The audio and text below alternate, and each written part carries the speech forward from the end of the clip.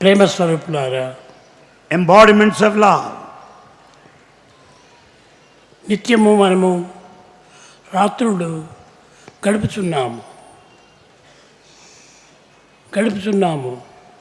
We have been spending time day in and day out.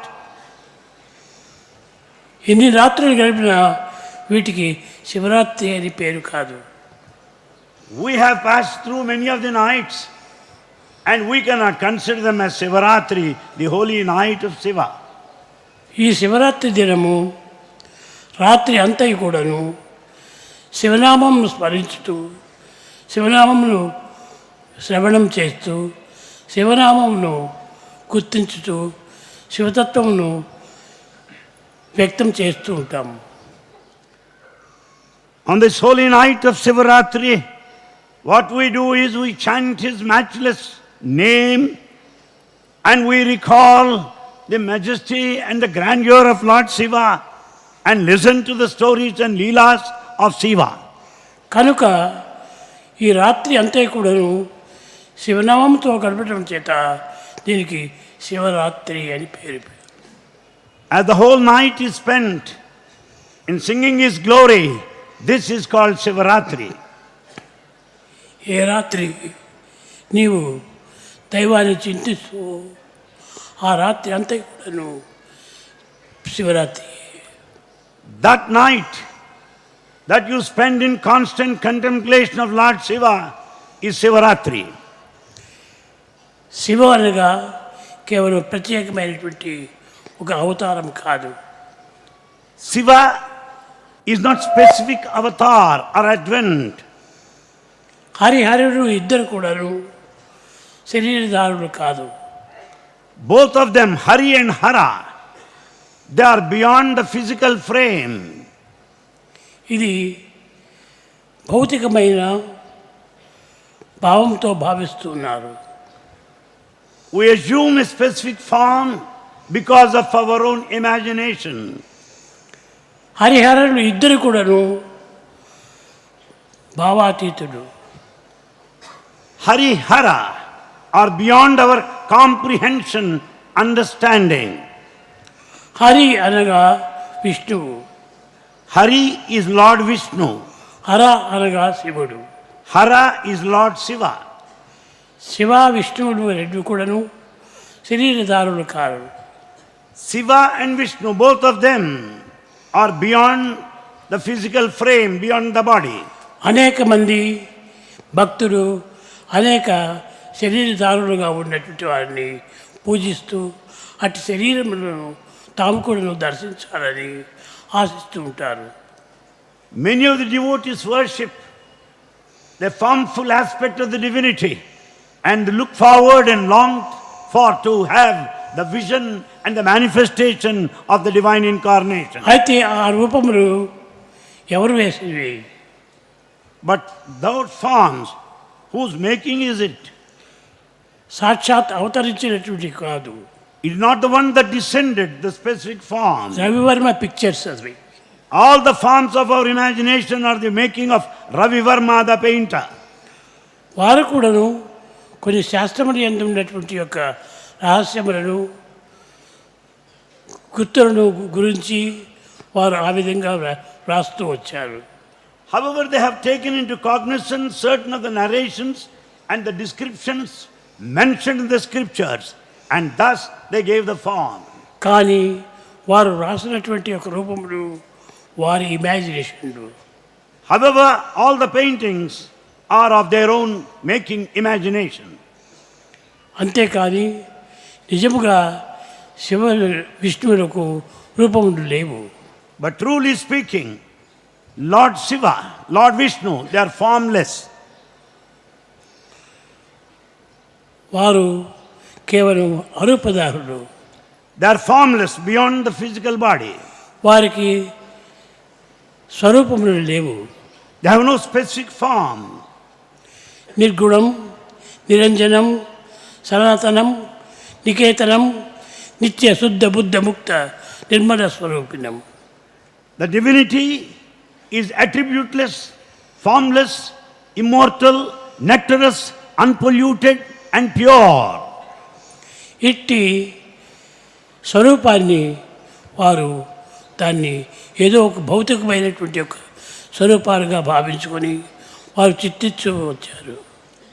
Such divinity has come into their imagination by way of limited form, and that is painted.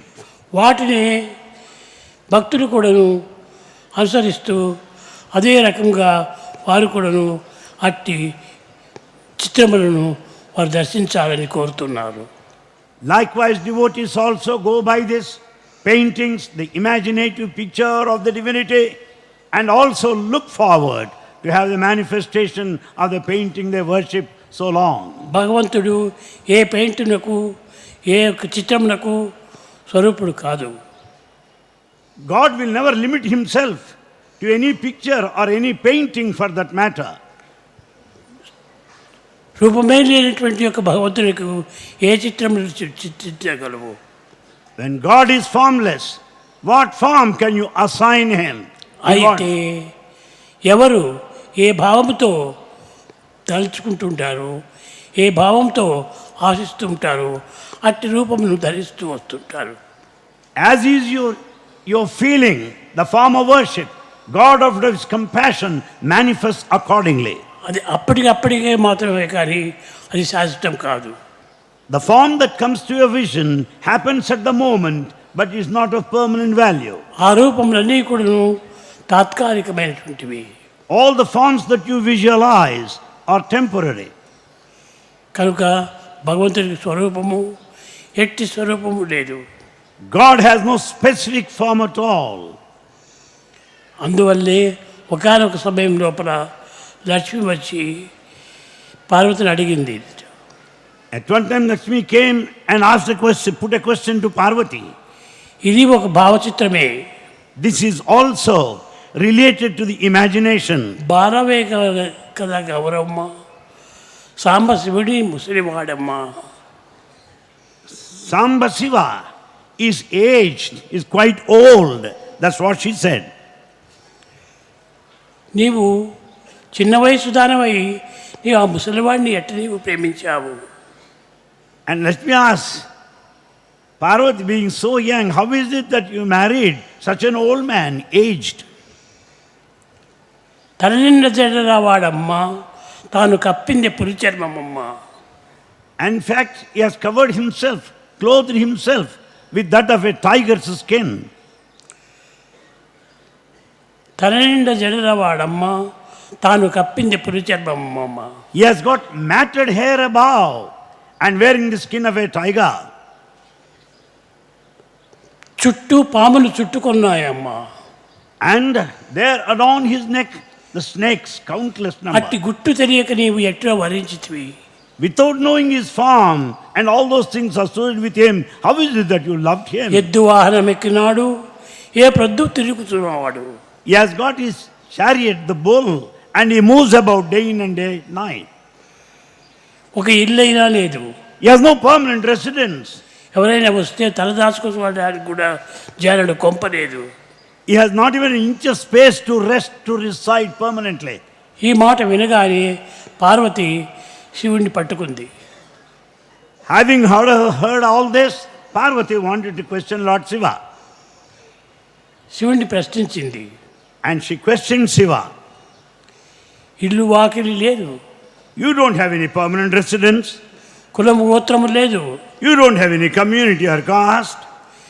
అంతేకాకుండా నీవు నిండు మొగతనం ఏరుకున్నవాడు. నిండు మొగతనం ఏరుకున్నావు. You are not 100% man. అర్ధనారీశ్వరుడు నీవు. You are Ardhanarishwara, half man, half woman.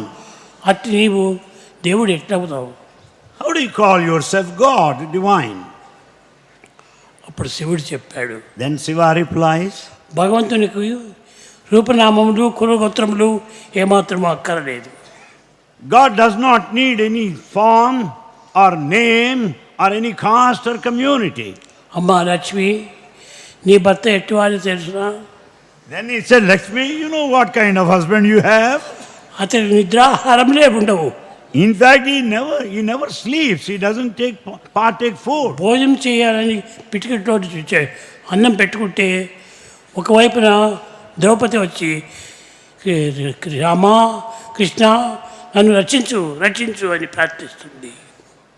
When your husband is about to partake morsel of food, collects in his fist and about to eat, suddenly he listens to the prayer of a devotee and he cannot continue to eat. అప్పుడే ఆ అన్నం వదిలి పెడతాడు. Then he has to drop the food, then there itself.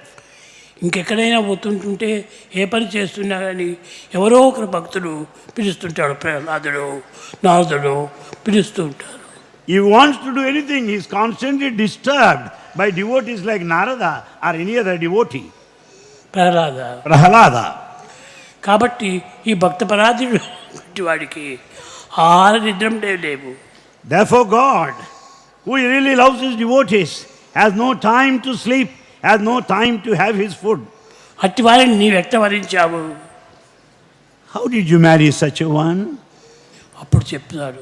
Then he said, భగవంతునికి రూపనామం రెండు కూడాను కల్పితమే కానీ అవి సరి అయినటువంటివి కాదు. The name and the form of God are of your own imagination, artificial. భగవంతునికి ఎట్టి మార్పులు కూడాను ఉండవు. God is changeless. తాను చావులు పుట్టుక లేనట్టి శాశ్వతుడు.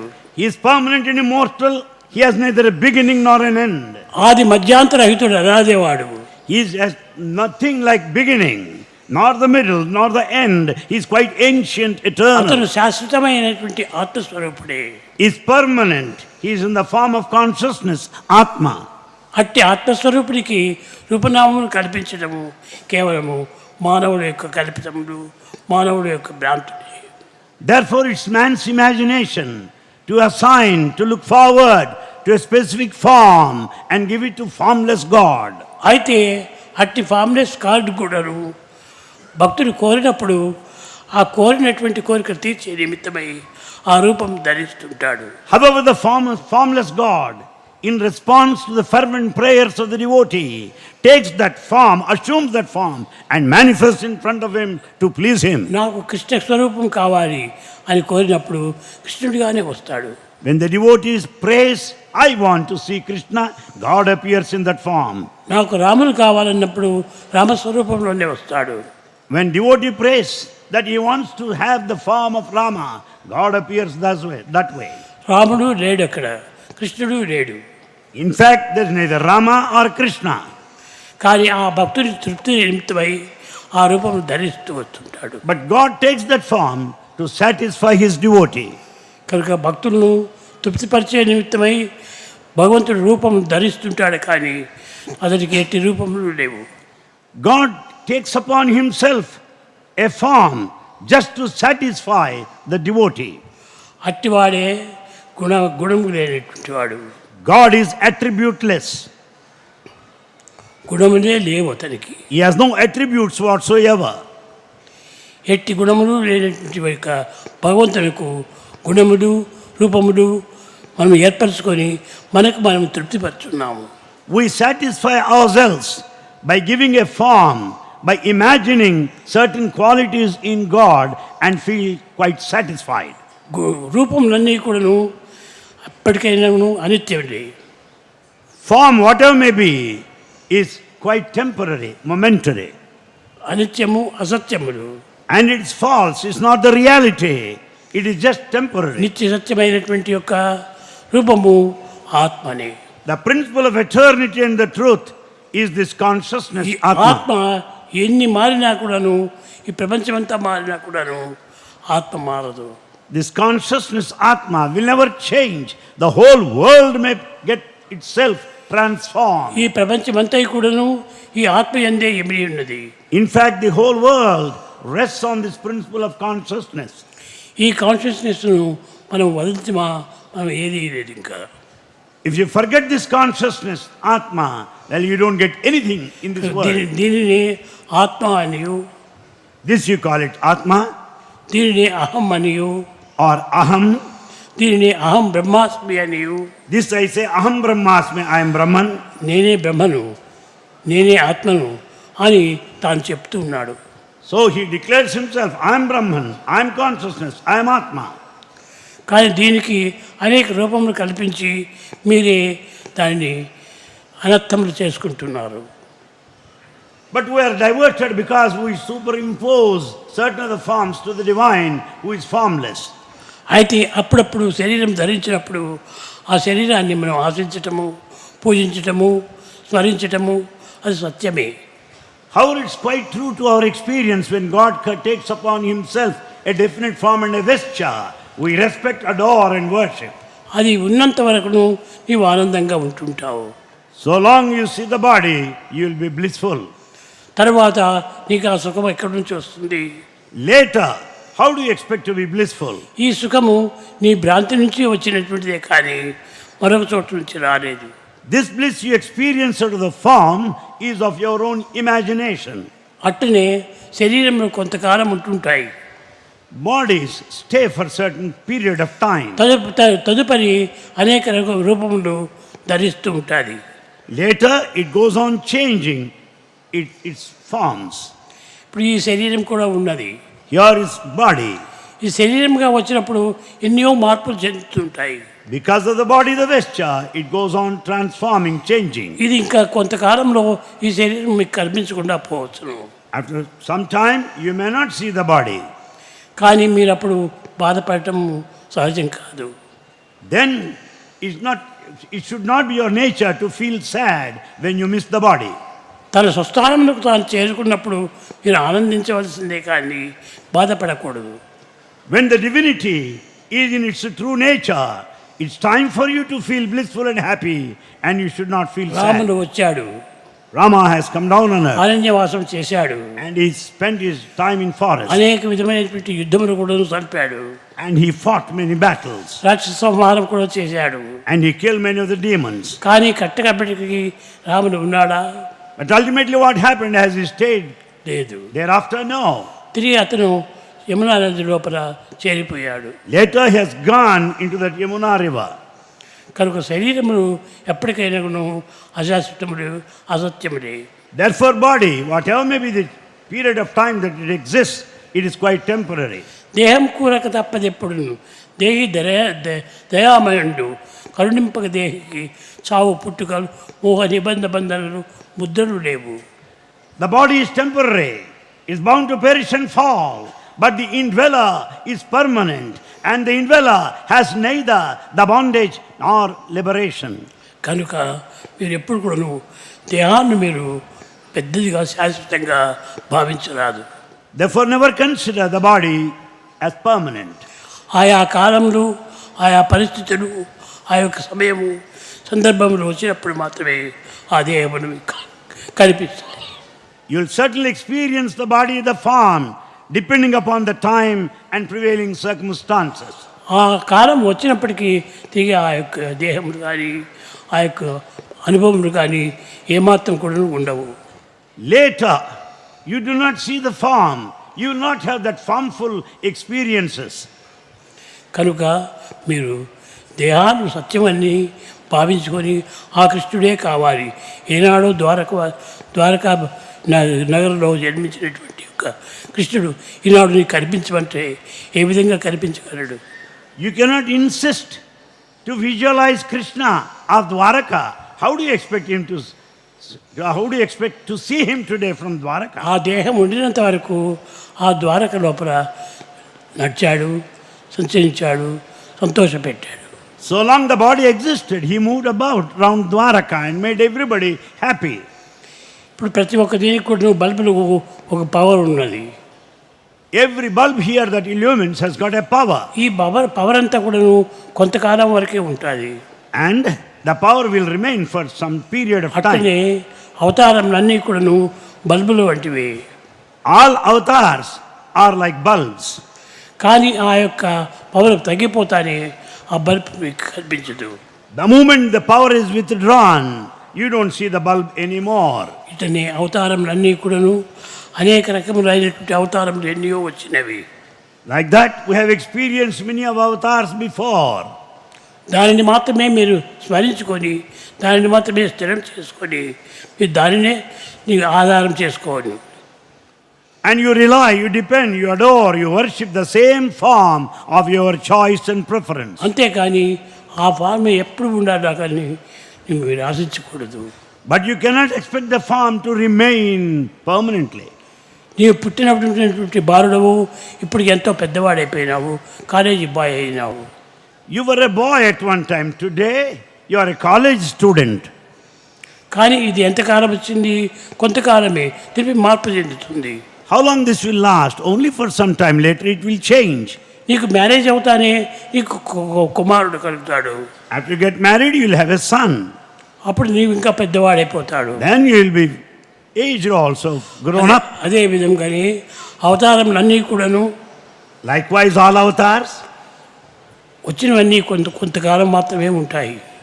All avatars continue to stay for some time as they will. దానినే మనం స్మరిస్తూ రావాలి.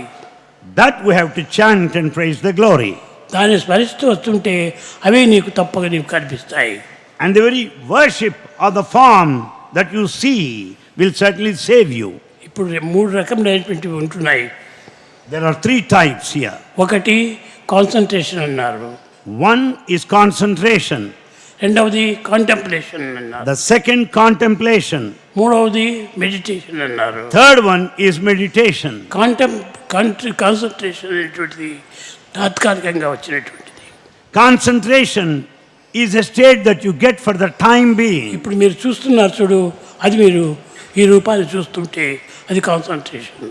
All of you are watching the form of Bhagawan now. It is concentration. అది కొంచెం కదిలిపోయినప్పుడు కాంటెంప్లేషన్ అవుతుంది. The moment it just gets changed, moved, you will get into the stage of మరి contemplation. కొంతకాలంలో అది శాశ్వతంగా నిలిచిపోతుంది. Later, this impression will remain forever.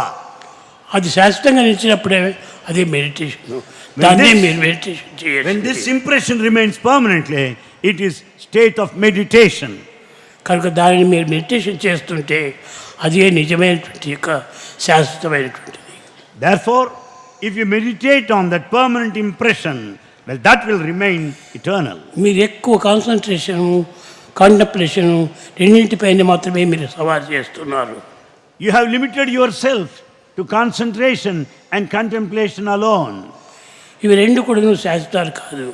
Both of them are not permanent. అయితే ప్రప్రథమలో concentration చేయాలి. However, in the beginning, you have to concentrate. ఈ concentration contemplation కింద మార్చుకోవాలి. This concentration will take you to the next state, contemplation. అనగా కొంతసేపు కదిలి కొంతసేపు కదలకుండా ఉండేటువంటి ఒక స్థితికి తెచ్చుకోవాలి.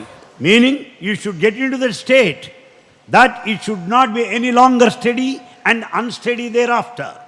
అట్టి రూపము ఎట్టి కాలం వచ్చినా ఎట్టి టైం వచ్చినప్పటికీ కదలదు మెదలదు. When once it is firmly established, that permanent impression of the form that you worship and adore will never move. కన్నును మూసిన తక్షణమే అదే నీకు కనిపిస్తుంది. The moment you close your eyes, you will experience the manifestation. అదే విధంగానే ఇప్పుడు రాముని నువ్వు పూజిస్తున్నావు. Likewise, you are worshipping Rama. రాముని రూపం చూస్తున్నావు. You watch the form of Rama. కానీ కొంతసేపు మాత్రం ఉంటుంది, తర్వాత కదిలిపోతుంది. You will experience that form for some time. Later, it will pass off. కానీ అది కదలకుండా ఎప్పుడు కూడా కన్ను మూసినా తెరిచినా కూడాను అదే ఉండేటువంటిది. అదే నిజమైన meditation. The true meditation means this: if that form of your choice of worship remains forever, when you open the eyes or close the eyes, that is true meditation. కనుక దేశకాలములకు ఏమాత్రం కూడాను మార్పు చెందినటువంటిది కాదు meditation. True meditation is beyond the time and space. It will never change. అట్టి దానిని మీరు స్మరిస్తూ రావాలి. You should meditate upon that changeless one. ఋషులందరూ అట్టి మెడిటేషన్ చేసినారు కనుక ఎప్పుడు తలచినప్పుడు వారి దగ్గరికి వచ్చి వారితో మాట్లాడి వారి కోరికను తీర్చుతూ వచ్చింది. As rishis meditated upon that which is steady and firmly established, God is pleased with their meditation, appeared, manifested in front of them and fulfilled their desire. ఎప్పుడో తన బిడ్డనిచ్చినటువంటి ఒక శారదలకు హస్బెండ్ అయినటువంటి ఒక ఋషిని తీసుకుని వచ్చి పుత్రకామేష్టి యాగం చేశాడు. తనకు మొట్టమొదటి ఒక బిడ్డ పుట్టింది. He begot a daughter in the beginning. ఆ డాటర్ను ఇక నాకు డాటర్ అయింది కదా, నాకు ఇక డాటర్కు రాజ్యం కట్టేకి వీలు లేదు, నాకు పుత్రుడే కావాలి అని ఆ డాటర్ను దత్తుకిచ్చాడు ఒక ఋషి. And because the daughter is not eligible to the heir to the kingdom, cannot be the future king, therefore she was given in adoption to someone else. Adopt చేసుకున్నటువంటి ఒక ఋషి ఒక పుత్రకామేష్టి యాగమునకు తాను ఫస్ట్ పురోహితుడిగా వచ్చాడు. And therefore the one who has adopted this daughter happened to be the first purohit, the first priest who presided over that Putra Kameshti Yaga. ఆ యొక్క ఋషి వచ్చి యాగం చేసినప్పుడే వీరికి నలుగురు బిడ్డలు పుట్టారు. Because that priest presided over the whole of the performance of the spiritual ritual, the king is gifted with 4 children thereafter.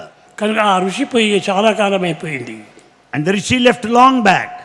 కానీ ఇతని దృష్టి లోపల ఆ ఋషియే ఉంటున్నాడు. But yet in his mind, the rishi, the impression stayed. అది పర్మనెంట్గా ఉండటం చేతనే ఆ ఋషిని ఆహ్వానించి సుమంతుడిని పంపించి అతన్ని తెప్పించాడు.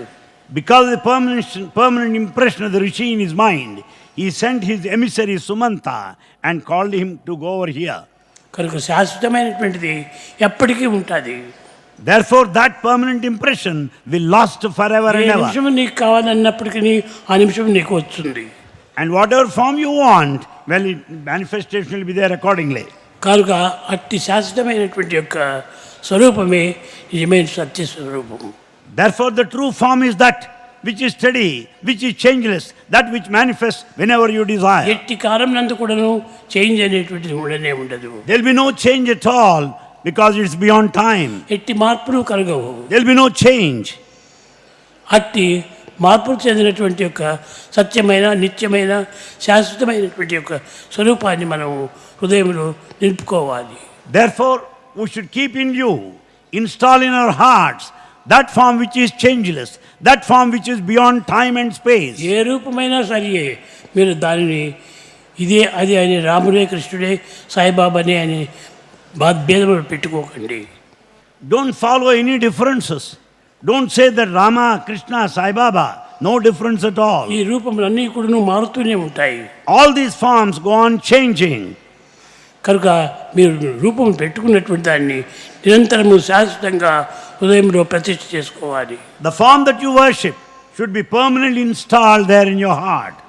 అది ఎప్పటికీ ఉంటుంటుంది. It will stay there forever and ever. అది మారదు, కూలదు.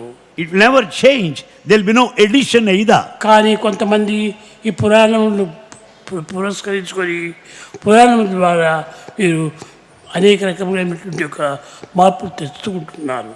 Basing on the study of mythology, we expect certain changes in the divinity also. ఒక దొంగ సన్యాసి ఇంటికి వచ్చాడు. అమ్మా భవతి భిక్షాందేహి అన్నాడు. There was an impostor, a celibate, sannyasi. నాకు భిక్షం పెట్టారా, ఆకలి అవుతుంది అది అన్నాడు. He wanted food and he begged a householder. అప్పుడు ఆమె చెప్పింది, నాయన నువ్వు కావేరి నదికి పోయి స్నానం చేసుకొని రాపో, నీకు భోజనం వడ్డించి పెట్టేస్తాను. And the mistress said, go over to Kaveri river, have bath and come here. అప్పుడు ఆయన చెప్పాడు, గోవిందేది సదా స్నానం అన్నాడు. And he said, Govindeti sada snanam, why bath? I take that bath of his holy name all over, all the time. వీడెవడో సరైనటువంటి వాడు కాదని గుర్తించి Then she could understand that he is a cheat. అప్పుడు ఈమె వాపసు వచ్చి, నాయన గోవిందేతి సదా భోజనం విడిదా. And the mistress said, look here, Govindeti sada bhojanam, you'll have all the food of name of God always with you. కనుక మనము ఎట్టి భావమును తడుస్తాము, అట్టి భావస్వరూపాన్ని మనకు బయటపడుతుంది. So as is the feeling, so will be your experience and the result. నిజంగా వారికి ఆకలి అయిపోతుంటే భోజనం చేసి అంటే స్నానం చేయాలి కదా. Really, if he is hungry, if he wants to have his food, he first have his bath and be ready. కానీ ఆఖరికి మాత్రం అన్నం కావాలి, స్నానం చేయడానికి సోంబేరి. But he is so lazy that he doesn't want to have bath, but he is prepared to have his food. కనుక అట్టి సోంబేరులు మాత్రము మనం ఎప్పుడు కూడా నమ్మకూడదు. So, we should not have faith in these lazy beggars. ఎప్పుడు కూడా ఒక చరించినటువంటి యొక్క మనసును మనము స్థిరం చేసుకోవాలి. We should have this unwavering mind, the steady mind. అప్పుడే మనకు సరి అయినటువంటి యొక్క స్థితి స్వరూపము దర్శనమిస్తుంది. Then you will have proper position and you will have the visualization, the experience of the divine. కనుక మనము నిరంతరం కూడా ఎప్పుడూ మెడిటేషన్ చేస్తాము అని అనుకోకూడదు. కూర్చొని కళ్ళు మూసుకుంటాను మెడిటేషన్ అంటాడు. Let's not think that we meditate whenever we like. Some people think by closing their eyes and keeping their body steady that they are in deep meditation. అది మెడిటేషన్ కాదు. It is not meditation. ఒకవేళ నీవు think చేయొచ్చును కానీ You may think that it is meditation, అది చరించేటువంటి యొక్క మనసు. but it speaks of the wavering mind. చరించినటువంటి మనసును ఒక స్థిరముగా ఉండేటువంటి దానిని నీవు మెడిటేషన్ అని చెప్పాలి. If the mind is steady, unwavering, then you can claim that it's meditation. చరించేటువంటి దానిని మెడిటేషన్ అంటారు. When the mind is unsteady, you cannot call it meditation. అది contemplation. But you are just contemplating on this process. దానిని దాటిన తర్వాతనే meditation వస్తుంది. You should cross this, go beyond, then you can meditate. కనుక మధ్యలో వచ్చినటువంటి యొక్క ఎగ్జామినేషన్లో నీకు ఫస్ట్ ప్రైజ్ ఎంత వచ్చాయంటే నీకు అప్పుడే డిగ్రీ ఇవ్వరు.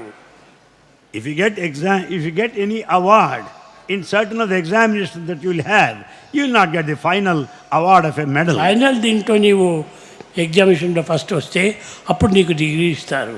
You get the degree if only you get through the final examination, public examination.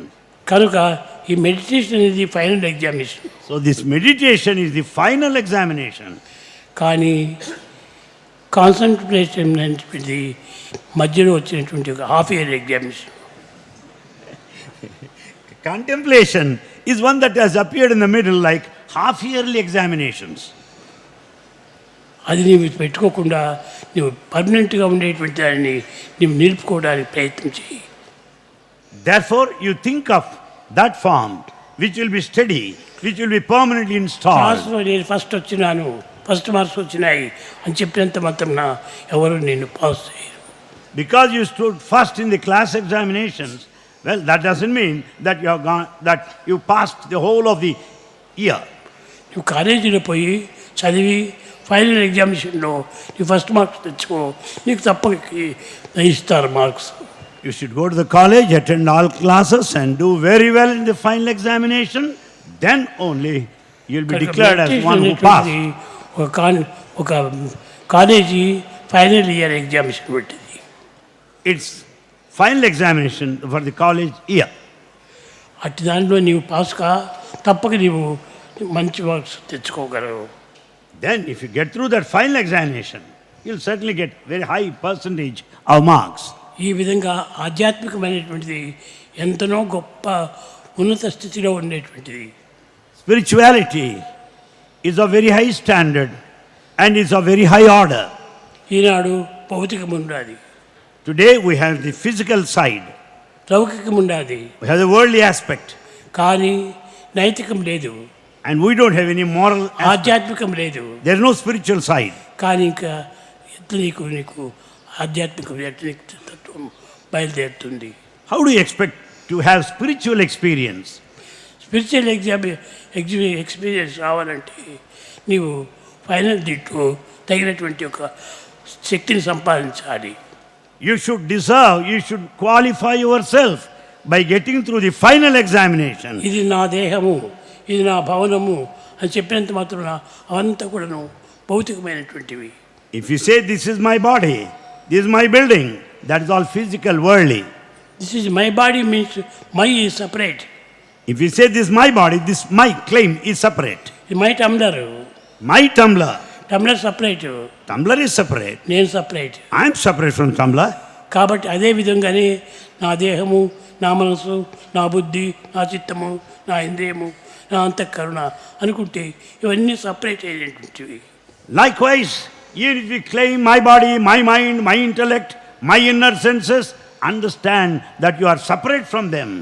కాబట్టి అన్నింటికి నీవు సపరేట్ అయినటువంటి వాడే నీవు. The moment you inquire and separate yourself from the body, mind and intellect, that is the true I. సర్వ కర్మకు కూడా నువ్వు త్యాగం చేయాలి. You have to sacrifice all actions. ఈ యాక్షన్స్ అంతా స్ట్రైక్ చేసినప్పుడే నీవు సరైనటువంటి యొక్క శాశ్వతమైనటువంటి సత్యమైనటువంటి నిత్యమైనటువంటి వ్యక్తి కాగలవు. Then once you sacrifice all these actions, then you can have the true identity with the divine. That's eternal. వస్తున్నాయి పోతున్నాయి. Things come and pass. Past అయ్యేటువంటివి మనకు తిరిగి వస్తాయా? Those that are gone by will never come back. Rao. They will never come back. కాబట్టి past అయినటువంటి పాస్ట్గానే ఉండాలి. So past is past. కానీ ఫ్యూచర్ వేరే ఉంది. But there is future ahead. కానీ ప్రజెంట్ కూడా నువ్వు ప్రజెంట్ కాదు. Even the present is not the present. Present past అవుతుంది. The present is the product of the past. Past అనేటువంటిది పూర్తి శాస్త్రంగా నిలిచిపోతుంది. And the past is gone. It cannot be recovered. కనుక నీవు సత్యనిత్యమైనటువంటి యొక్క సత్వాన్ని పొందాలనుకుంటే నీవు సరైనటువంటి ఆత్మతత్వాన్ని గురించి తెలుసుకోవాలి. If you want to know the eternal truth, you should have understanding of the consciousness.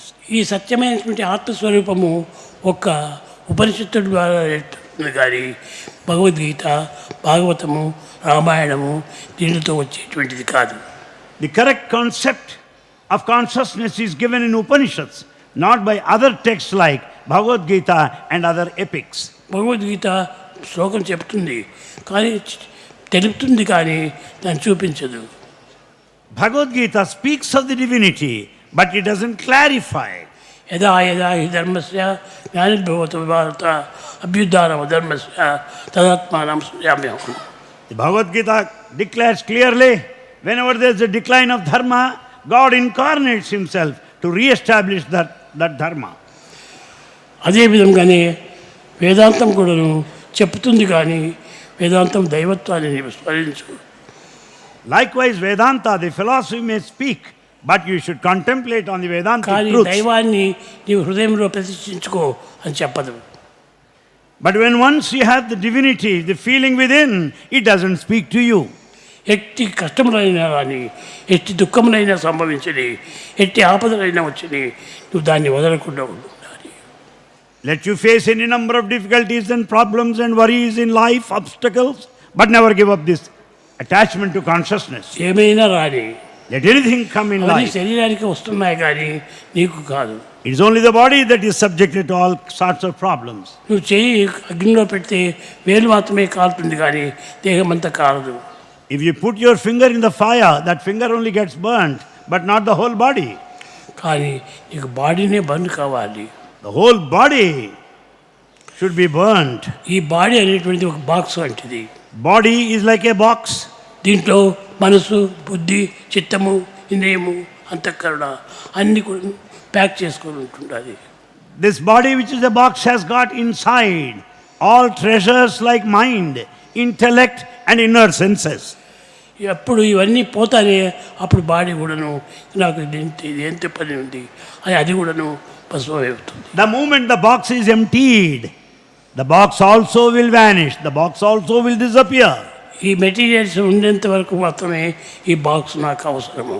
The box is necessary to treasure the contained like the mind and intellect and inner senses.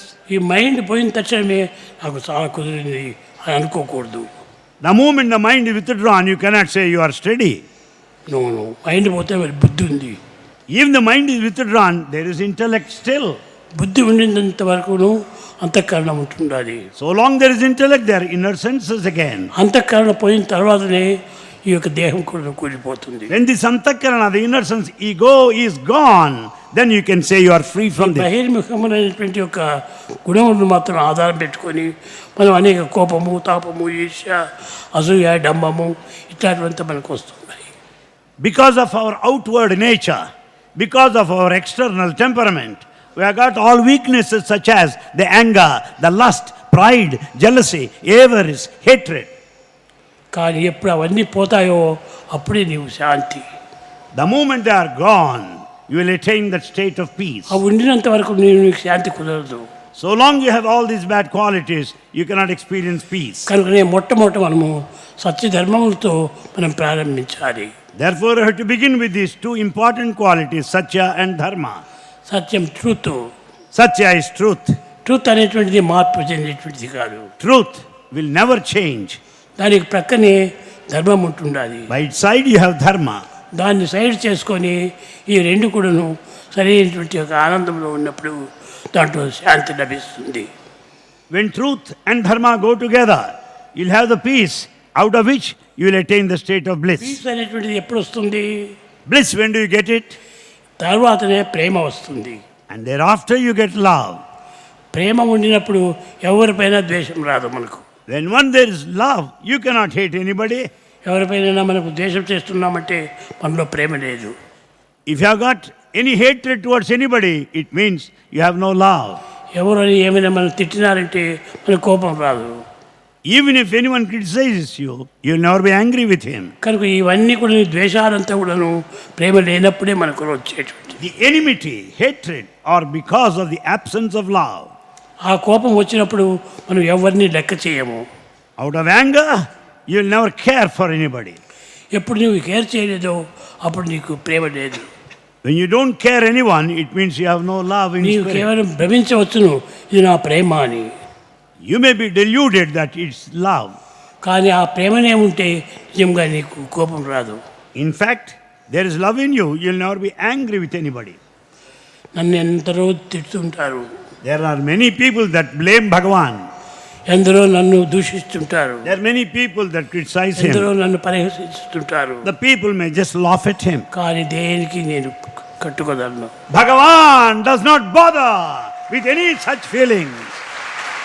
ఎప్పుడు కూడా నువ్వు ఆనందంగానే ఉంటాను. Bhagavan always remains in blissful state forever and ever. కనుక అదే నిజమైన ప్రేమ.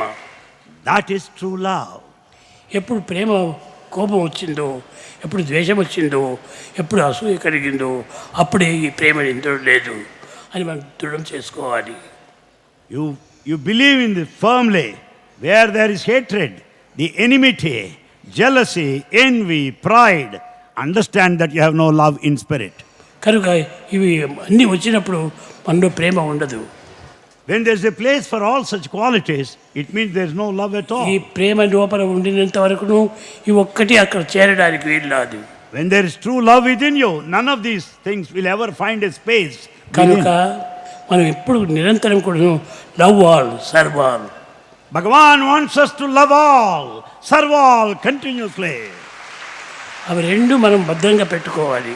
Treasure them, safeguard them, uphold them.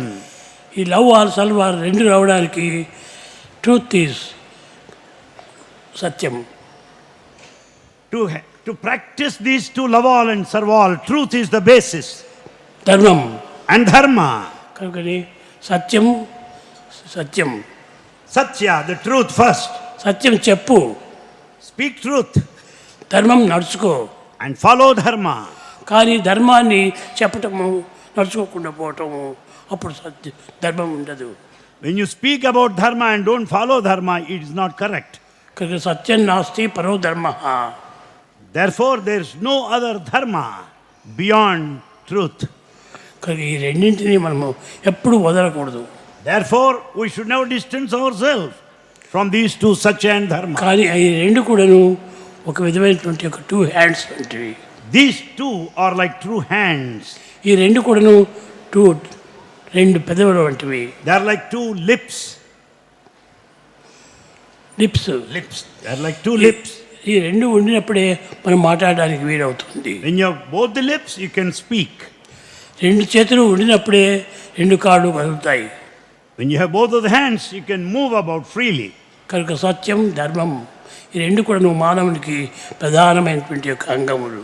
Therefore, the Satya and Dharma are the main limbs of the human body. ఒకదాన్ని ఒకటి అనుసరిస్తూ పోతున్నప్పుడే మనలో పీస్ బయలుదేరుతుంది. When one follows the other continuously, then you will experience peace. అప్పుడే మనకు ప్రేమ వస్తుంది. Then you will find love in you. ఆ ప్రేమ వచ్చినప్పుడు ఎవరిని ద్వేషించవు. When once there is love, you will not hate anybody. ఎప్పుడు ఈ ధర్మం లేదో అప్పుడు ప్రేమ ఒకటి ఉంటుంది. Therefore, because the absence of dharma, there is no love there. కానీ ధర్మం లేనప్పుడు ప్రేమ ఒక్కటి మాత్రమే ఉంటుంది. And therefore we should go beyond and see that love is there. Prema once for all. లేనప్పుడు ధర్మం మాత్రం ఒకటే ఉంటుంది. Therefore, dharma remains all alone as one main principle. రెండు కూడా చేరాలి. Both Sathya and dharma should be together, join hands. రెండు కూడా నువ్వు నెగిటివ్ పాజిటివ్ వంటివి. They are like negative and positive. రెండు నువ్వు చేరినప్పుడే When both of them join together, మనకు యాక్షన్ బయలుదేరుతుంది. then the action starts. అప్పుడే ప్రేమ మనకు ఆవిర్భవిస్తుంది. Then the love is generated.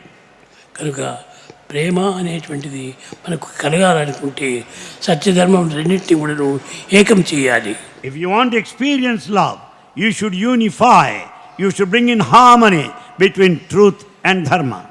ప్రేమ ముదిత మనసే కగు రామ రామ రామ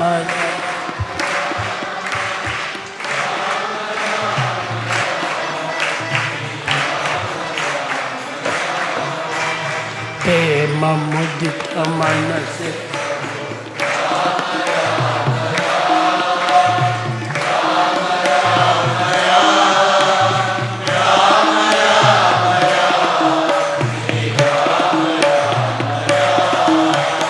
పాపకటే దుఃఖమిటే ఏతరామన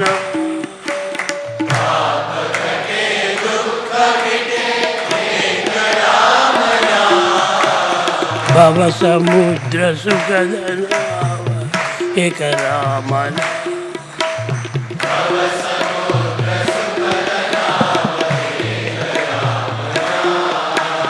పరమ శాంతి సుఖ నిదాన దివ్య రామ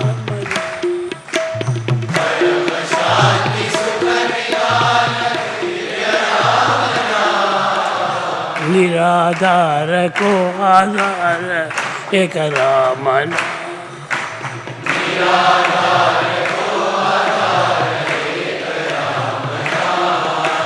నిరాధార కో ఆధార ఏక రామన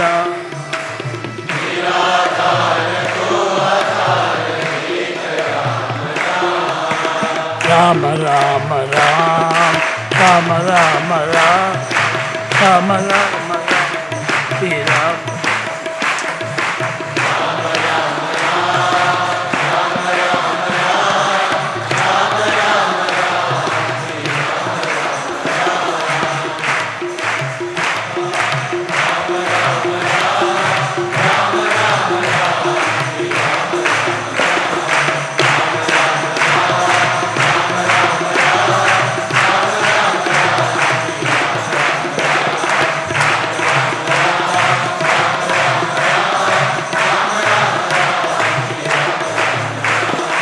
రామ రామ రామ రామ రామ రామ శ్రీరామ రామ నిరంతరం కూడాను ఈ నామాన్ని మీ మనసులో పెట్టుకొని ఎప్పుడు కూడా స్థిరంగా ఉండేటట్టుగా మీరు దాన్ని పెంచుకోండి. You sing the glory of God. Think of His matchless name. You always constantly contemplate on that. Preserve it. Hold on to it. Contemplation కాదు, మెడిటేషన్ చేయడం. Oh. Bhagawan corrects me. It's not contemplation. Meditate upon God's name. Meditation. అది ప్రేమతో మీరు meditation చేయాలి. And you have to meditate with wholeheartedly, with love. Love లేకపోతే ఇవి రెండు కూడా నిల్చోగలరు. When there's no love, nothing can be established firmly. కనుక అట్టి పర్మనెంట్గా ఉండడానికి ఆ ప్రేమ ధర్మము రెండింటిని కూడా ఏకం చేసుకొని నిజంగా ప్రేమను మనం పెంచుకోవాలి. For the state of permanence, these two have to be united, joined together, the Sathya and Dharma. అప్పుడే ప్రేమ నీకు నిలుస్తుంది. Then you will experience prema, love. లేకపోతే టెంపరీగా చూసినప్పుడు ప్రేమ వస్తుంది, తర్వాత మర్చిపోతావు. Otherwise, you will experience momentary love. You will experience for the time being, at the moment. Day and night, Day and night. Night and day, Night and day. ఎప్పుడు కూడా నువ్వు ప్రేమ ఒకటిగానే ఉండాలి. The love should remain as it is, changeless. కానీ నీ మనసుకు కొన్ని అభ్యంతరాలు కలిగినప్పుడు నీకు కొంచెం ద్వేషంగా వస్తుంది. Because of certain obstacles, certain thoughts in the mind, you develop hatred. కాబట్టి ఇది మైండ్తో వచ్చేటువంటివే కానీ నిజమైనటువంటి ఆధ్యాత్మికం కాదు.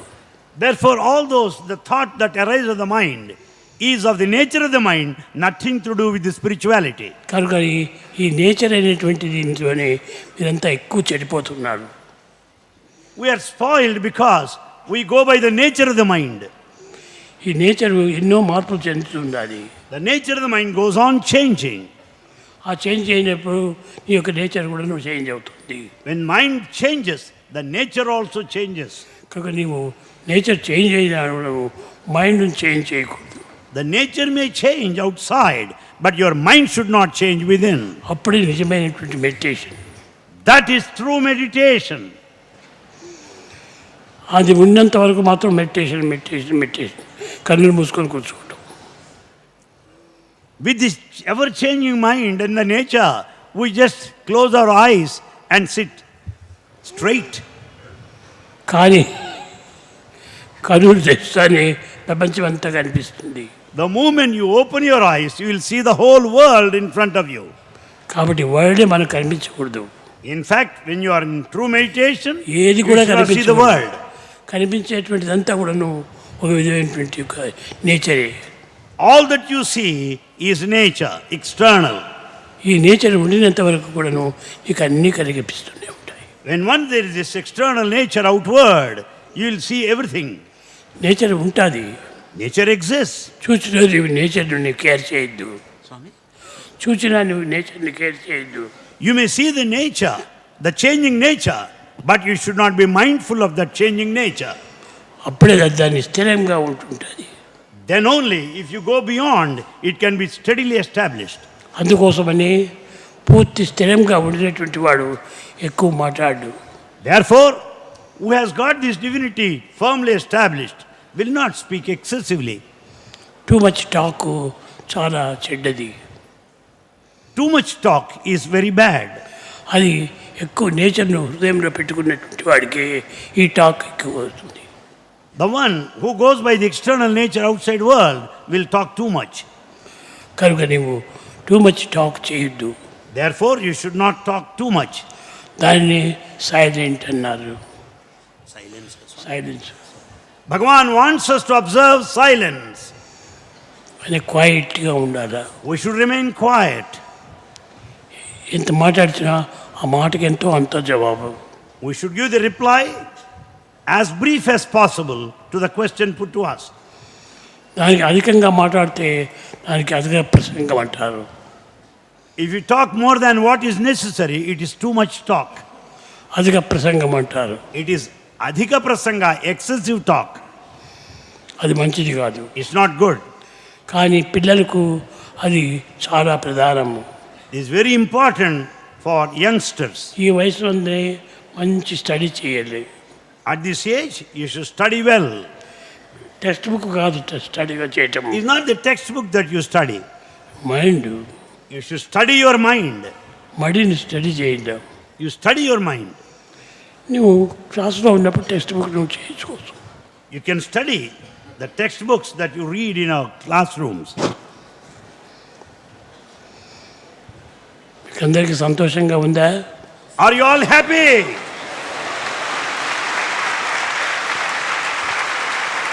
Be always happy, happy, happy, happy.